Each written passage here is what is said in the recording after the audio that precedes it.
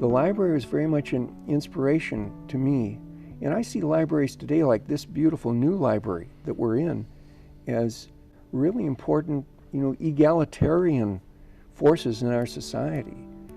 I mean, the library is for everyone. It provides access for everyone to the great world beyond intellectually. Costs are not an issue. Race is not an issue. Class is not an issue. It's something for everyone. So I've always been very fond of libraries.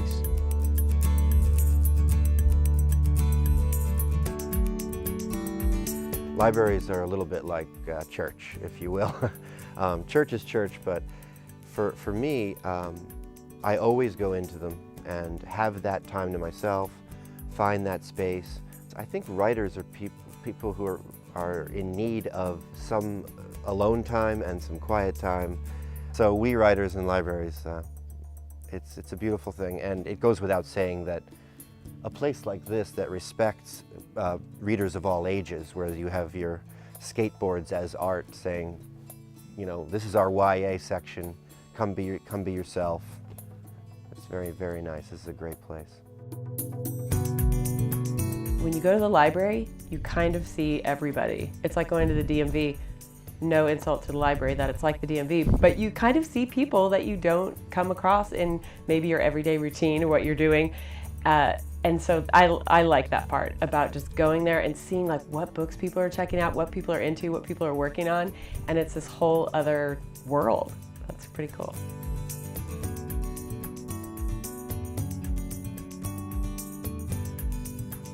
One thing is that I'll go to a library like this, or in Mill Valley, or in Berkeley, just because I like the atmosphere.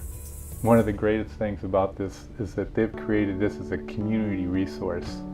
And it's just, to me, that's one of the great things, is the feeling, ever since in my youth, right? To be around books, to be among books, to have it be really positive sense of who I am and what I enjoy in life.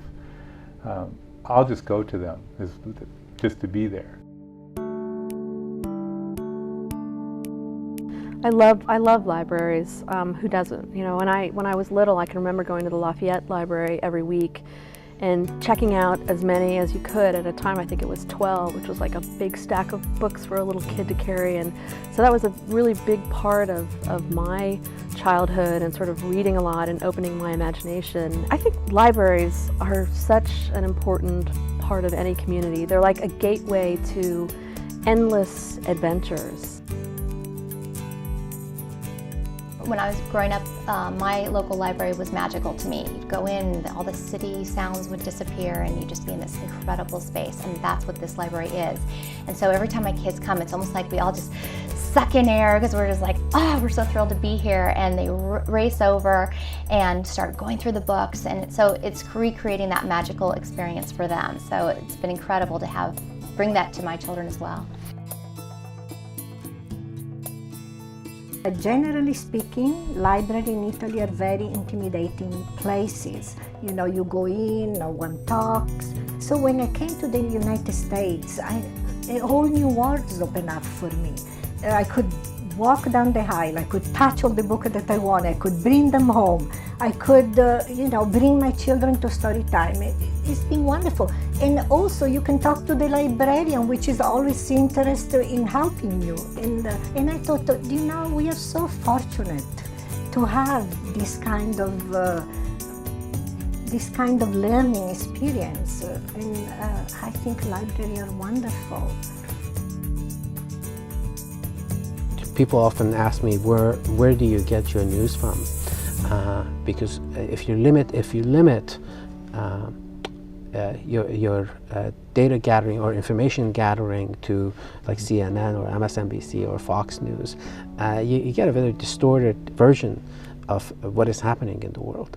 And I think a lot of these libraries where you do have access to information and news from other countries, it's really a wonderful source for somebody who is interested in global issues. So I'm really thrilled that this library was built. You can wander among the stacks online in theory, but it's not the same thing as wandering through the stacks of a real library and having the books physically present and just sort of around you en masse. You know, it's not just today's books, you know, it's all the great books of recent. For some reason, particularly as a writer, that is enormously comforting to me, as well as completely inspiring. When I was in the 5th grade in Berkeley, I lived about 2 blocks on Bancroft, about 2 blocks from the Berkeley Public Library. And when I was in the 5th grade, I was out of school for the entire year with serious allergies. I was allergic to everything. I was sick, I was lightweight, lost a lot of weight and stuff. And so while I was recovering during that period, the schools would send home information so I could do that.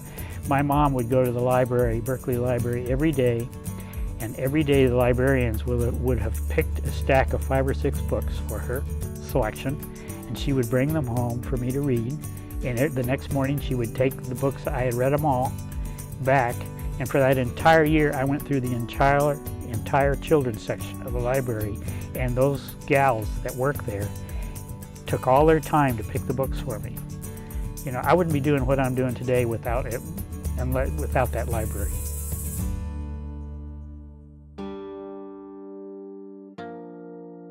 Libraries for me represent the eternal life of books, really, that books live on and on beyond the life of the writer, beyond the life of any given reader. I loved the back page where you could see how many times a book had been checked out, and that represented all the different cycles that the book had been through.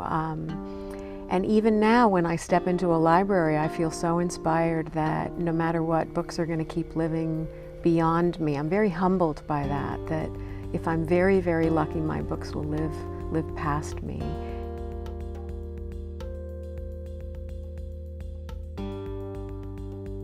The library is really where kids get contact with books. They start to think about literature.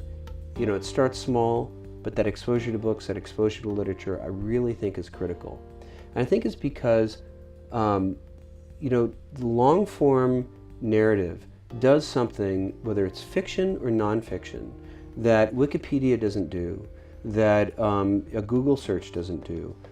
By immersing yourself both in a story and also in information, over the course of hundreds of pages, you get a nuanced, textured depth of understanding and a nuanced, textured experience that you can't get from other forms of media.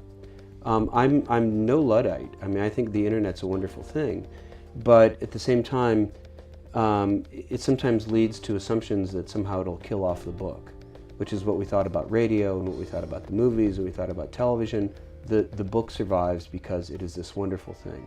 Libraries are at the center of our culture because the book remains at the center of our culture. And that's the kind of culture I want to have. And I think that most people do too.